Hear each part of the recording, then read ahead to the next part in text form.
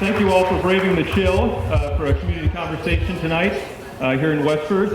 I am Tom Clay. I'm one of the members of the Select Board, as I think will very soon be called. Scott Enkelson, as Jordan mentioned, also on the Select Board. And we're going to have a Q&A discussion around the work of the Town and School Safety Task Force. It's going to start off as a Q&A primarily between me and Scott, so we can give you some of the basic information to help fill you in on where we are and what we've done so far. But then we'd like to open it up, so please be thinking of questions that you can raise for us. To answer the questions, I'll ask Superintendent Bill Olson and Chief Police Tom McEnany and our school resource officer Jeff Raval to come up and join us too. They'll be part of the answers. We'll have other people on the committee that can answer your questions, so please get ready with your questions. And with that in mind, Scott, why don't we start off with the first question? So to get things going, we have a couple of pre-planned questions. The first one is, Tom, what is the Town and School Safety Task Force? Scott, that is a great question. Very creative.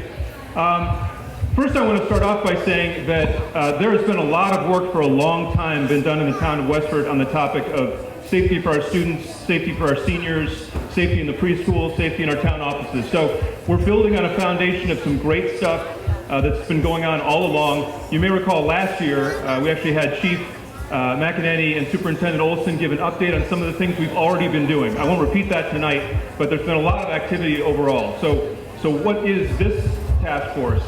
Well, a lot of us felt, especially after the Parkland shooting, that we felt like we needed to do more. But we'd already looked at a lot of the good ideas that we'd already implemented, and we thought, well, how do we do more? And we thought we really needed two things. We needed a spotlight to help us focus on this important issue, and we also thought we could use some help. And so you may recall 2 town meetings ago, we asked you to approve some funding for us to hire some consultants to help us take a look at both the physical security side of this and the emotional wellness part of this, which we really think are 2 equal partners in this effort. So the Town School Safety Task Force, Town and School Safety Task Force, was formed and convened by both the Board of Selectmen, the Select Board, the School Committee, we have Finance Committee participation, Board of Health participation. A lot of people came together to really invest a lot of time and effort to get this right. At the end of the day, we would like to be able to stand up in front of you and say, we have been thoughtful, we've looked for all the answers, we've got the right resources here, and we feel like we've hit the right balance here in Westford between safety, emotional wellness, and really making sure that we're using all the best practices that are out there for you. So that's what the task force is. If I could ask the members of the task force to stand up quickly, I would just appreciate it. They're out there sprinkled amongst you. You can grab them and ask them questions if you'd like as we go. Thank you, guys. We've got Avery right here from School Committee. We've got...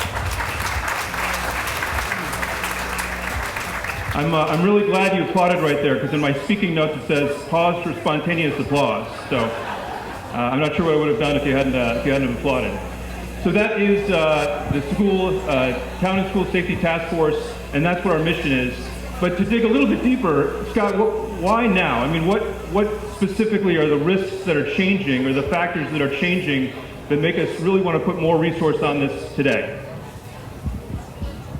Another great question, Tom. So certainly the news of school shootings was a proximal reason for this.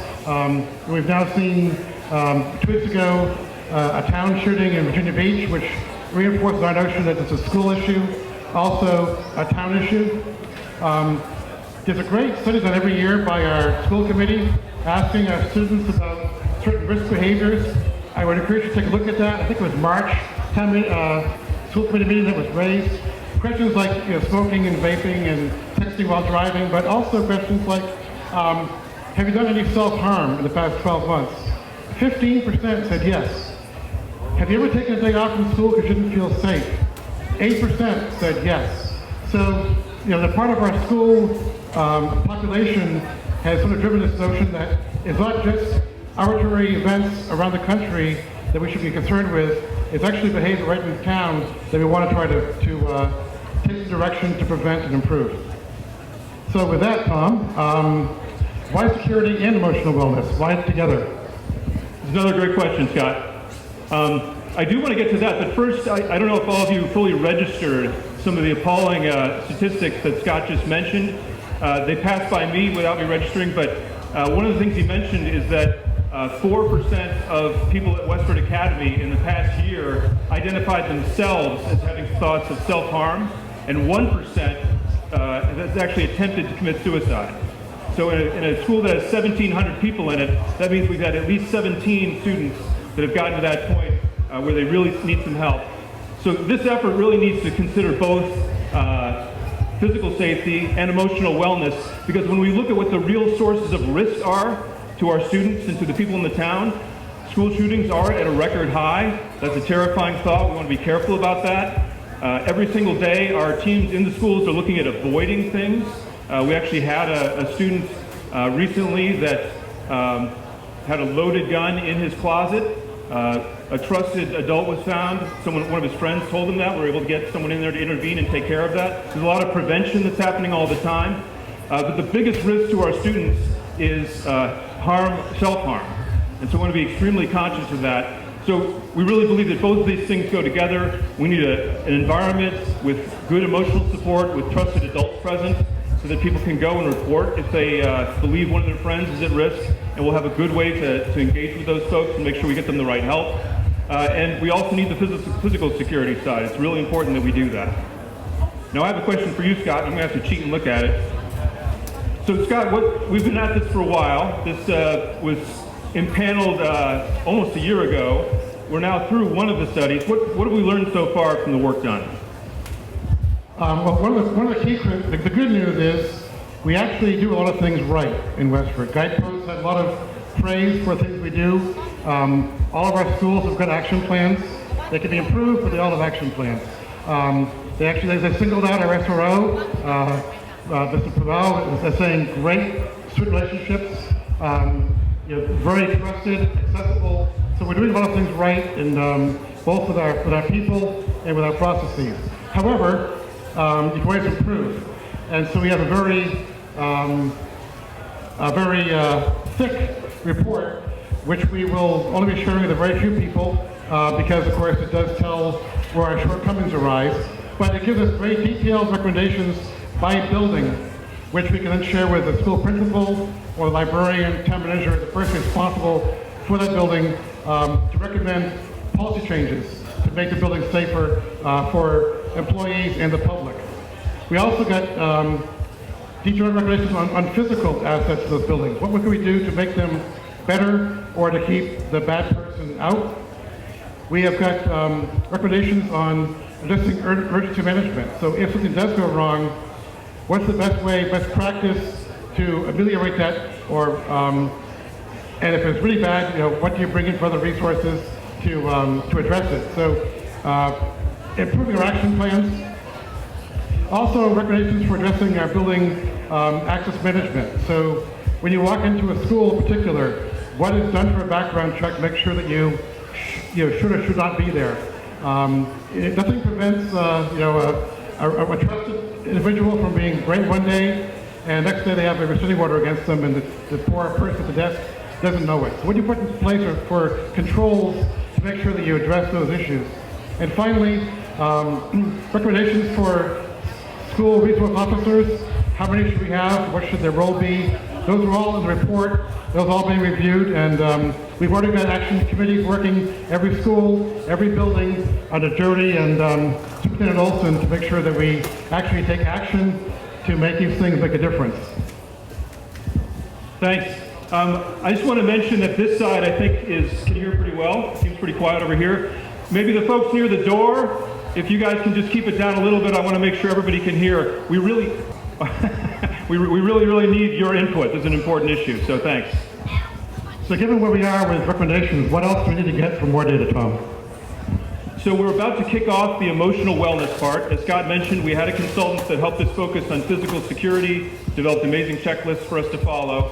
We're now about to kick off the emotional wellness part. That's going to be help us explore what are the right resources we want to be connecting people to. How do we train students, teachers, staff, and parents to identify signs of potential risk? How do we connect people with the right kinds of services to help them? How do we develop a network of trusted adults for the students in the buildings that can then connect to our SRO network and get the proper attention and the proper help they need? Those experts will be working with town and the school staff closely over the next 6 months And then we hope to bring all of that information together. We're going to have at least one more public session where we ask your input again, and then we'll have a comprehensive plan that will look at how do we do what we need to do for Westford in terms of both physical safety and emotional wellness, and we'll begin to put that to work. So Scott, question for you. Once we get all this great information together and once we get an action plan, how are we going to pay for this?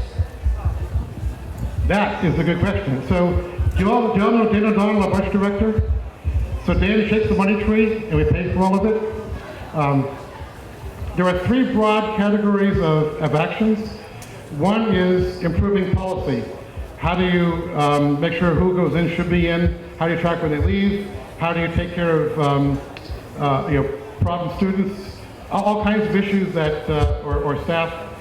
How do you properly screen before you hire new people? There's lots of things that go into this that are really policy that we don't really cost anything. Take a lot of time to implement on the part of staff, but no budget implications. And the second category, though, is capital. So there will be a need to invest in certain capital items. Now, the good news is most of these aren't terribly costly, but it will take several years of prioritizing and put those into our capital budget to get them all implemented. We've already had town meeting approve $200,000 for a first action, and that will go into some improved communications gear. But longer term, there'll be more investments to be made as part of our ongoing capital process. And then finally, there can be suggestions on staffing, whether it be SROs or mental health counselors, whatever that might be. And personnel, of course, is a long-term expense and typically a relatively high expense when you're hiring multiple people. Now bear in mind, we also have a plan to improve public safety already. We want to hire 6 more first responders. And in fact, one of the consultants who was a safety expert said he came into town, the first thing he saw was a police cruiser parked by 25. A visible police presence outside the schools is your first line of defense for schools and town buildings. So we want to make sure we do take care of our town needs as well as the security needs. Well, you're looking at new enrollment in town. We aren't quite sure what that's going to cost. So we're looking at phasing in any kind of staff additions and doing that quite carefully with deliberation to make sure that it's necessary and has a strong payback for the taxpayer. So Tom, last question from us. What's the timeline from here? Thanks, Scott. So please get your questions ready. We're going to open it up, and I know some of the committee members have some questions, and we're going to invite some more folks up here. As Scott mentioned, some of the recommendations we've already got we can act on and have already started to act on. Some of them are going to take us a while to budget, but maybe can be done in the near term, and there'll be some things that'll take us several years to bring forward. But in terms of this program, I've got this dazzling visual aid here prepared by town staff. Thank you, town staff, for doing that. If you come up here later and just want to check in on where we are in steps, so far we have convened the task force. We've gotten the results of the first security study. We formed teams at each building level to look at implementing the recommendations, prioritizing, and then implementing the recommendations.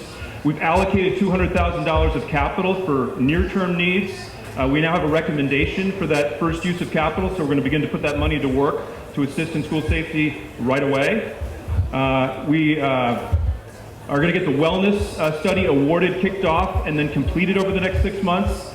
We're going to actually bring all of our findings together for a recommendation for an action plan that'll be comprehensive and building specific. We'll develop capital plans that will go into the capital planning process for this fall.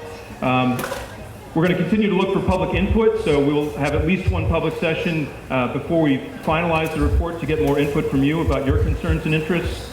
And we're going to stick with it. So this task force has agreed to remain impaneled until we have the results, we have the plan, we figured out how to prioritize it, we've got it resourced, and we've gotten it done. So we're committed to getting this thing done and all the way through. And now we'd love to hear any of your questions about individual elements, things that make you comfortable or uncomfortable. We put a couple questions out in the survey that we hope you can answer. But for now, and let me quickly, while people are lining up the questions, let me introduce a couple people that I've asked to help me with answering your questions. Why don't you introduce yourselves? Superintendent Bill Olson. Good evening, everyone, and thank you for coming. Yep, Superintendent Bill Olson. Been here for now going into my 34th year in Westford, and want to thank you for all your support, and particularly your upcoming support of security measures for our school and town buildings. Good evening, everybody. I'm Tom McEnany. I'm the Chief of Police. I've been on the job here for 33 years. I've been your chief for the last 11. Hello, Detective Paval, Westford Police. I'm also the school resource officer for Westford Public Schools. Great. Looking forward to your questions, and the microphone is right here. Since there's not a question, I have actually one thing that I wanted to ask both the chief and Officer Paval a little bit about, just to give you a sense of some of the things that we've done in the past year or a couple of years that have really prevented problems in the schools by identifying risks and then taking action. So can I put you on the spot, Officer Paval? All right, so obviously as a school resource officer, my number one goal is school safety, whether that's the physical security of the building or the safety of the learning environment for teachers, staff, students. But I also go into a lot of classrooms, and going into these classrooms is going to be for, fostering relationships between students. I go in and I talk to you about the safeties of the internet, about the dangers of vaping. I also talk about Fourth Amendment, Fifth Amendment, different types of things that I speak about in the school, and that's whether it's at Stony Brook or all the way up to Westford Academy. While in the school, in these classrooms, and talking to these students, I try to be approachable and relatable. And this year, and over the last few years of my career as the SRO, I've had students come up to me and say, "Hey, this is going on with so-and-so." And last night I received this chat, a Snapchat from this student, showed a picture of a gun and said he wanted to harm himself. We've had incidences where students will come up and say this student is down, and she's talking about taking some pills and saying, "Hey, good night and goodbye." All these things we take very seriously. They don't make the news, you guys don't hear about them, but it happens. And it's this information that gets passed along to me that's like the prevention part of things that, that's why I'm in there trying to speak to these students and get this information so we can quickly get to these students and get them the help that they need. Also we had the janitor almost a year ago. That was another tip that a student or someone brought into me and spoke to about and was pursued and reacted on. So there's lots of different information that I'm speaking to kids and building relationships for, but it's also to be there and help prevent things in the future. Great. Thanks, Jeff. Any other questions that you have? I know we've had questions in the past about would there be recommendations to have more school resource officer presence, maybe at younger grades like middle schools. That is something that has been brought forward as a recommendation. We're not going to make any decisions about what this committee will recommend until we get the wellness report, because we really want to balance the wellness. We want to always remember that our first job is to make schools a safe, inviting, warm place of learning, and so we're always thinking to ourselves, how do we hit the balance right between keeping people safe and also keeping the environment right for students. Hi, Tom. Jeff Mount. Good to see you. So in our budget, I like to hear the word response, but what is the budget proportion to prevention as opposed to response? I think it's far more important to do the prevention part of it and still have the ability to respond. So far, I would say the focus of the committee has been split pretty evenly. The investment that we've made has been roughly equivalent. We haven't formulated the plan that would go forward, though. And so, but I think you're right. I mean, I think the focus has got to be on prevention, on identifying risk behaviors, educating people on how to take an appropriate response. That's really where this committee's head's at. That's where the chief's head's at. That's where everyone who's working on this is. But I don't have an answer for you, but I would bet that it will at least have equal focus. Are there any spaces on the committee available? We do have is Al here? We do have a citizen at large. Al Prescott has been a great member of the committee. But yeah, please come talk to me. We'll find opportunities for you to participate. We're entering sort of a new phase, so really appreciate your involvement. Thank you very much. Hello. My name is Marilyn Frank. Last year at this same time, I asked a question about having election and having schools open when we have elections. Next year, we will have 4 elections. It was my suggestion, and I'm sure many parents, that it's really something that should never happen. No matter how inconvenient it is, there shouldn't even be a half day of school. That way, we never have to worry about the fact that the schools are open when there's election, and we have no protection whatsoever. Marilyn, we did a survey last year of our entire staff in terms of their priorities for school security. One of the important priorities was security during election days. The League of Women Voters spoke with us at the school committee meeting when we were developing the school calendar for next year. And we have planned that there will be no school on major election days for next year.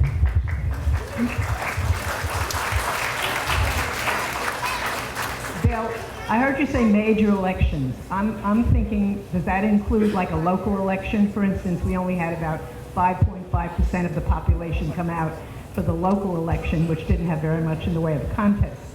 Are you planning to have school open like in May for a local election? No, it's going to be closed. I'd like to hear the word never. It's going to be closed for local elections and for the major presidential elections. And I hope going forward. Thank you very much. Okay, thank you. Jody's telling me that the food's almost ready, and we're not going to keep your attention anymore with all this good smell coming off the grill. So why don't we do one more question? I think I saw maybe Beth had a question. I was wondering who on the committee has mental health experience as in a practical sense. Seems like the committee is very tilted towards public safety. So there are 2 public safety, there are three public safety, so both the chiefs and the deputy chief. Folks from the schools are both Carrie and Bill. Sue Hanley is representing both the Board of Health. She's a school nurse and has a lot of mental health But no experience too. school psychologists, counselors, social workers, no one like that on the committee? I think Sue is probably the person who most closely fits that description in her various roles, but one of the reasons that we have the wellness people coming in who are all school psychologists, behavioral health experts, is that we really need that input. It's critical for us to understand. So that, but if the suggestion is that we locate a volunteer from the community that brings that to the table, we would absolutely be interested in adding that. We also have the social worker, the town social worker. Allison is also a part of the committee. Yep. So I'm sorry I missed that. I'm sorry I missed Allison. So we do have the town social worker involved too. Very important. Okay. Thank you all for your attention. Thank you all for your... It's not dinner yet, though. So hold on. Thank you very much for the panel, for the discussion. Again, if you have questions, please fill out your survey. We will collect them, and we will be attending to those. So I have a 2 to 3 minute presentation by Scott Zadakis about Crosstown Connect, and then dinner. So Scott, here, come on up.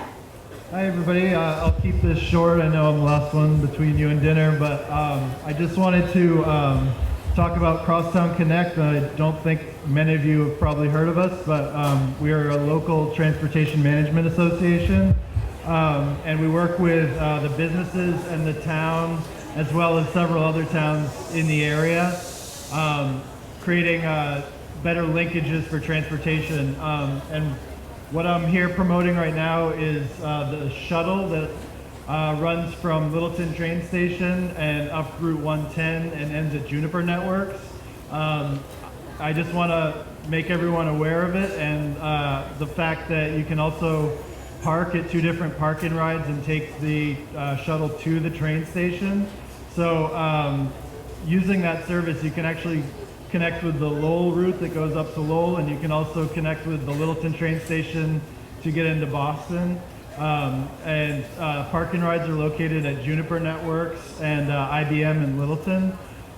So I just wanted to promote that, and if you want to learn more about transportation options in the area, you can visit the Economic Development Committee table over there, and I'd be happy to talk with you. Thanks, and enjoy your dinner.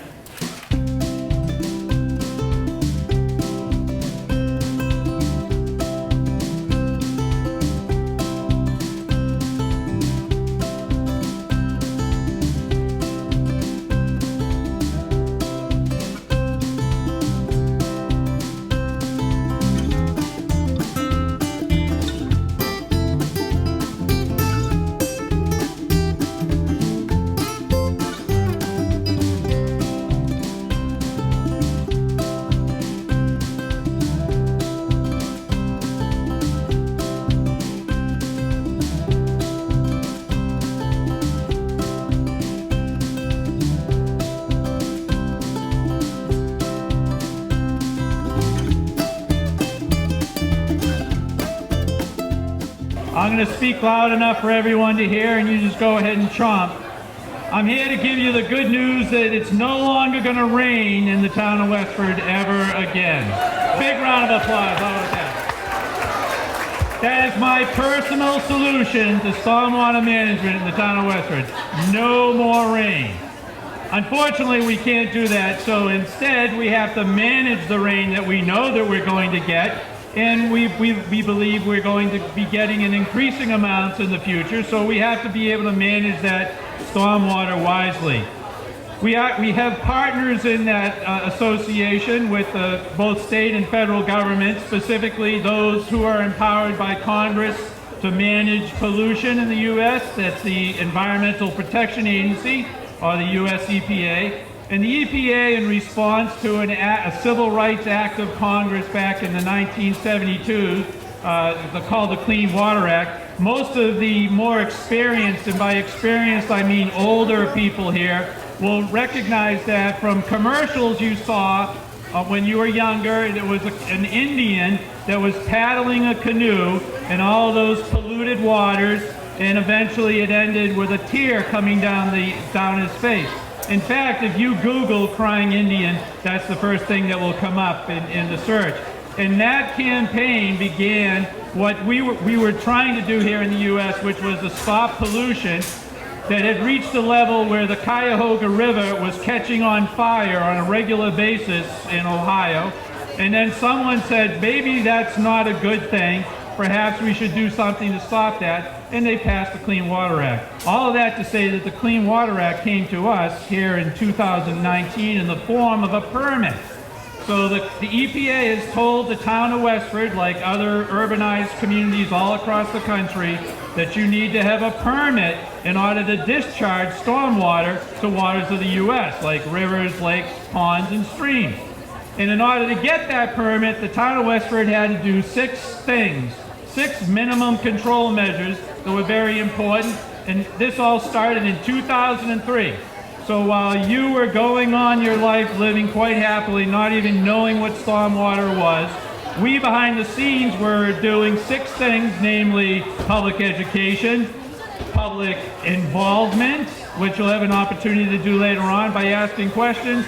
You will be satisfying one of the requirements of the Clean Water Act as it comes to us through the MS4 permit. You'll ask questions and become involved. You'll be empowered in stormwater. We also had to do a lot to protect our waters from illicit discharges, pollutants, and then we passed some bylaws here in 2008 and 2009, which made it possible for anyone building or developing to get a permit in order to protect our waters. In order to get to here where we are tonight, we did a master plan. The master plan was approved by town meeting for us to study our stormwater management system as it exists today. It gave us a close look down inside of all the pipes. We looked at our structures. We began to understand everything that was failing, and those things were good. The stormwater master plan also told us what we needed to do in order to be in compliance with this permit that I mentioned a moment ago. And then finally, the master plan offered suggestions on how we get into that compliance. And that was the handoff to the selectmen. We were able to say, here's the master plan, and here are some options that you have to address all the things that we are concerned about. So what are we concerned about? We're concerned about our infrastructure. And in the short story of stormwater in Westford is that it's out of sight and it's out of mind. We buried pipes and structures in the ground, in some cases over 100 years ago, and people just forget about them. They assume and anticipate they're going to continue to do what they have always been doing, but that's just not the case, because metal pipes, like a sample we have over at our table, have failed, and then we put lots of salt on the roads to keep our buses and cars safe in the snow and ice season, and that eventually will corrode and eat up some of our structures that are made of concrete. And so we're conscious of the things that we're going to have to replace. So we also have culverts all over town, some of which have failed just recently, others which are, get right by there, Eli, and others that we know will be failing and that will need to be addressed. So we completed that master plan and have reached the point now where we're looking for feedback from public, and we're going to ask you to ask us questions about stormwater and how we manage stormwater here in Westford. I'm going to introduce again Christine Collins. Now I'll tell you this, Christine Collins a year ago could not spell stormwater, and now she has become the queen of stormwater. This woman knows, and she's the tax collector, and she knows all this stuff about stormwater, but one disadvantage is that Christine does not have my voice. So you are going to have to quiet down. You're not going to compete with her, so Christine, why don't you tell us the next part of this? First of all, I just want to point out that on the back of everyone's badge is a little doohickey, so you can take the survey electronically for both the school safety section and our stormwater section. So if you didn't get a paper copy of the survey, you can still take the survey. It's also going to be available online. Were there any questions in regards to what the problem is, or what the EPA requires, or what the condition of our stormwater management system is?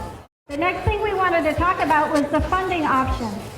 The Board of Selectmen has been discussing stormwater at many of their recent meetings, and one of the biggest parts of what they're trying to come up with, what they're trying to decide, is what method of funding we're going to pursue in order to fund stormwater requirements and the aging infrastructure problem. The first possible funding option is to do what we've been doing, which is to continue under a tax-based system. The tax-based system is easy to understand. Everybody knows about it. It's easy to administer. The tax income is flexible. We can spend it on anything we want.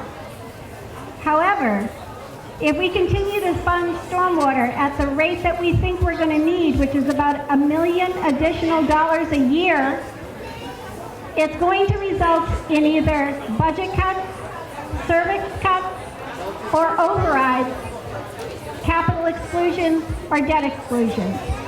So we can do those things, and we can do it that way, but it would require ballot votes and town meeting votes in the positive for this kind of work, which, to be honest, stormwater isn't very sexy. It's not like building a new fire station or a new school. The second option that we've been discussing is to establish a stormwater utility fee. The fee is considered the most fair option because it directly correlates to the amount of the stormwater runoff that each property is contributing to the stormwater management system. Fees for single-family homes could be billed in tiers. That's what the consultant has given us as a recommendation. Now, this is the part I'd like you to pay attention to, because I think people think this is going to be a really big bill. So listen up for a second, okay? The smaller home would be, the annual fee has been estimated at $45 a year. For an average home, it's been estimated at $75 a year. And for the larger than average home, the fee has been estimated at $113 per year. That is for single-family residential properties. The other thing about the fee is that because it's based on impervious surfaces, the business properties that have large impervious surfaces would pay a larger share of the cost. Fees also are typically assessed to every property owner, not just taxable property, but nonprofits as well. So the burden is shared across all types and all owners. Fee funding would prevent budget cuts and overrides. Fee funding would allow us to plan for infrastructure repairs and maintenance instead of reacting to infrastructure failures. With a fee, staff time would be impacted. We would have to buy some software. We would have to learn how to use it. We would have to educate the public on this new utility fee because it's something unfamiliar to them. And we would have to spend some money and time in billing and collecting the fee. The next way that we have available to us to help fund stormwater is to charge a fee for new construction only. Now, this fee would not be enough to be sustainable to handle all of our stormwater needs in perpetuity, but it may be something that we could consider to augment some other funding source. The fourth option for funding that we've come up with is perhaps to consider adopting the Municipal Water Infrastructure Investment Fund surtax up to 3%. This is known as the MWIIF for good reason. That's a really long description. It works just like CPA. It requires a town meeting vote and a ballot vote. It is added to the real estate tax bill just like CPA, so there's no extra or very little extra administrative burden. There's no extra software cost. Use for this fund is restricted to drinking, wastewater, and stormwater asset maintenance and improvements. However, the problem with tax and surtax is that the consultant says that it does not correlate well to stormwater usage because it isn't based on how much stormwater your property is adding to the system. So it doesn't provide any incentive for decreasing your stormwater. And the final thing that we've been able to come up with as something to consider is to consider reducing the existing 3% CPA surtax by a percentage to offset stormwater cost increases. Now this is not a direct line. It would require many things to fall into place for this to even be a possible benefit, and it may not be a benefit at all, but it's on the table for discussion. The CPA surtax could be reduced to lessen the burden on taxpayers. Changing the percentage requires a town meeting vote and a ballot vote, and reducing funding for CPA projects could cause greater competition for remaining funds and possibly more general fund contributions for projects in the future. And reducing the CPA tax by any percentage would reduce the state match. So, are there any questions about funding? Someone needs the microphone. Hi. Thanks for your presentation. Could you speak to the financial responsibilities on the state and local level for the roads, which contribute to a large part of the impermeable surface? In fact, Mass DOT, who is our Department of Transportation, our Department of Corrections, which have a lot of facilities, they all are equally responsible for satisfying the requirements of this permit. So they are budgeting to spend money on compliance with the stormwater. So we know that this may not be the best context for asking questions. So in the meantime, we're going to invite people to visit our website, our stormwater website, so that you can get all the information that we're sharing tonight and a lot more exciting stormwater. We have one more question from a resident. If I install drainage structures on my property to completely eliminate all runoff, can I avoid this fee altogether?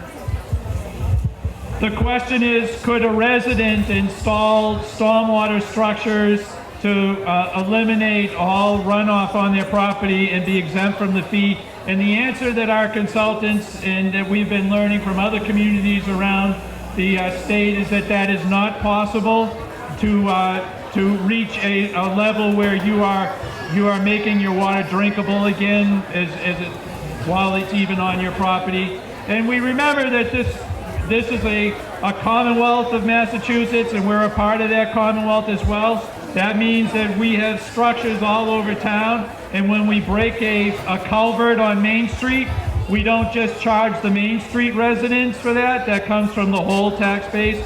And when we have other expenses for stormwater, we don't just go to that neighborhood and say, well, your catch basin's dirty, it needs to be cleaned, so we're going to bill you, and that neighbor over there. That's just not how it works. It's spread out to everyone. Paul and Christine, I think one of the questions that I've been hearing about and concerns is with regards to this fee or tax or fund is with regards to the uses of it, and will it be specifically earmarked towards stormwater management versus, how will it be treated within the budget? Will it go just to the bottom line for use throughout the town, or for any purpose, essentially as like a slush fund, or or would it be really geared specifically towards the stormwater management? Right.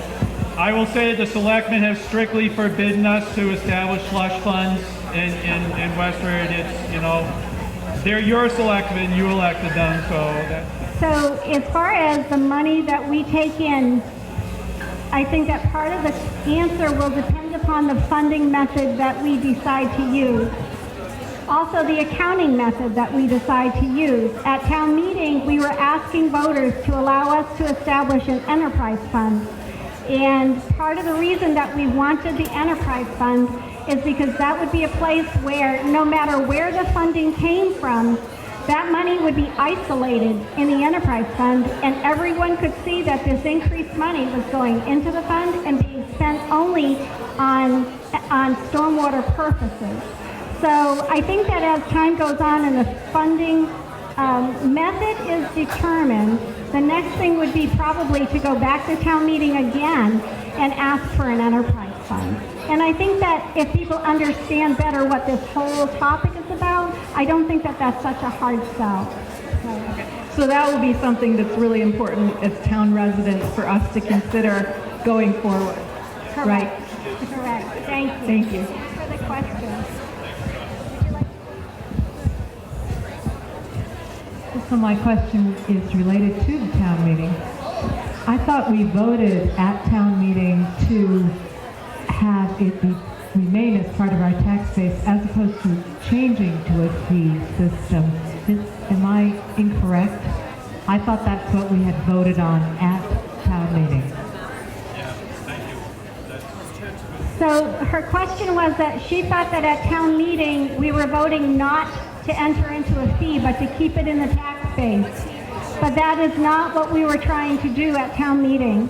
The decision about whether it remains in the tax base or becomes a fee really starts with the Board of Selectmen, and they're going to be trying to make that decision before the summer is over.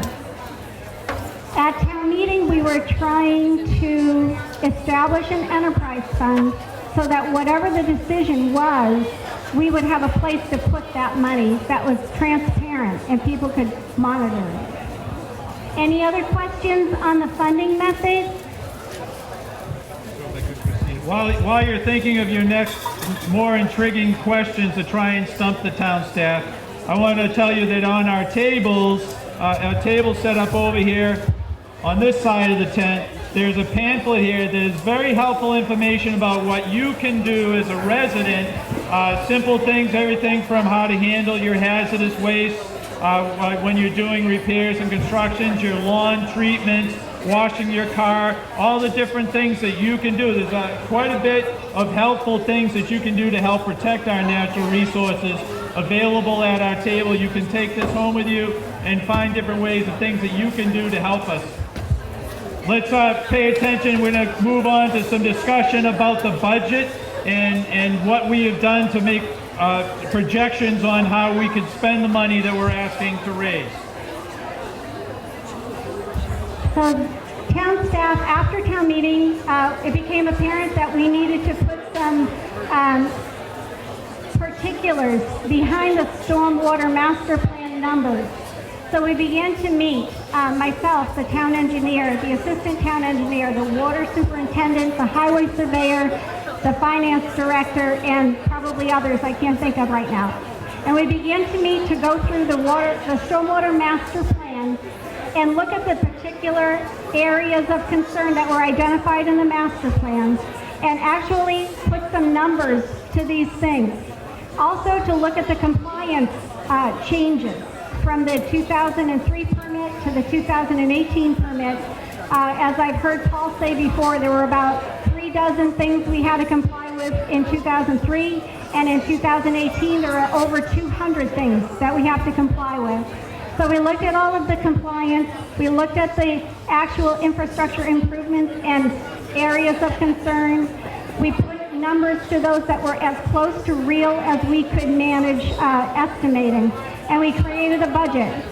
In the end, at a protected level, which means we're not just reacting to things, but trying to identify those things that are problem areas, and I think it's good government to manage and plan.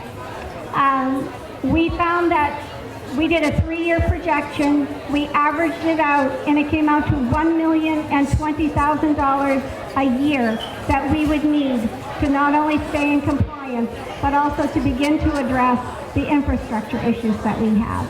Are there any questions about the budget or the conceptual budget? It's not a real budget yet. And then finally, before we hear from the chair of our Board of Selectmen to talk about the timeline and the next steps, one of the things, if the selectmen and eventually town meeting decide to go forward with the fee type of structure, we will be looking for opportunities to offer credits to those people that are doing certain things on their property yet to be determined in order to mitigate the stormwater on their impacts on the town system.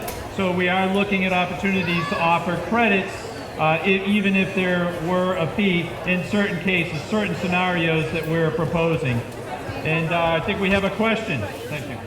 You mentioned being in compliance quite a few times. What happens if you're not in compliance?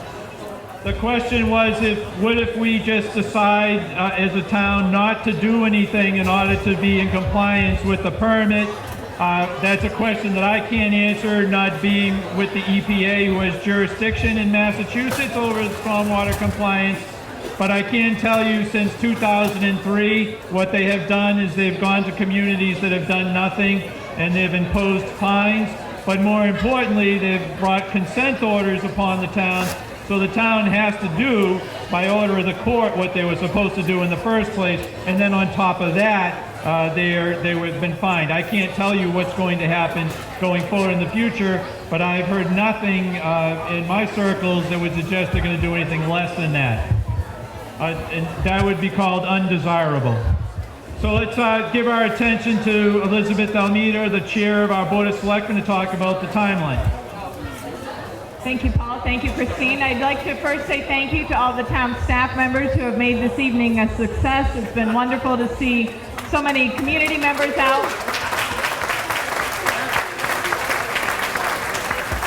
And I can tell you the Board of Selectmen appreciate your attendance here tonight, your attention to the speakers, and we look forward to hearing your feedback. We know it's difficult to have a chance to speak in this big of a venue, but there are opportunities for you to share your thoughts and ideas with us.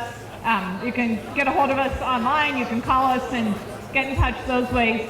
I wanted to give you the important dates when the selectmen will be making decisions regarding stormwater funding. The two important dates to know are July 23rd, that's our second meeting in July. We have decided at that meeting we will begin to deliberate which option we will recommend for the community. And we have been listening to staff, and we've had other experts coming in, providing information over our last few meetings. Actually, for several months now, we've been gathering information, and we'll begin deliberations on July 23rd. At our first August meeting, August 13th, we intend to make a decision about how we recommend the town fund stormwater management going forward. So please tune in on the 23rd, give us your input before then, give us your input between, July 23rd, give us input between July 23rd and August 13th, and we will certainly take all your comments into consideration. So once again, thank you for coming this evening. I don't know if anyone else has anything else to say, but enjoy the ice cream, and we'll see you next year. Thanks, bye.